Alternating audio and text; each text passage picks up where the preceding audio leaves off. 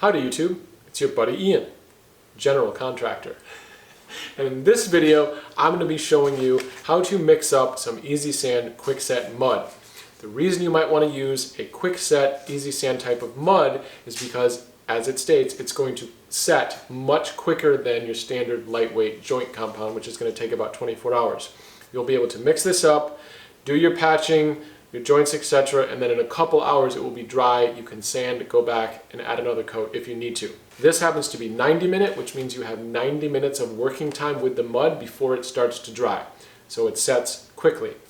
So what you're going to see right now is me mixing this up in the pan, and the reason I made this video is because it took me a while to figure out how little water you actually need to make a pretty decent sized batch of this mud, especially if you just have a little patch like I do right up here on the ceiling.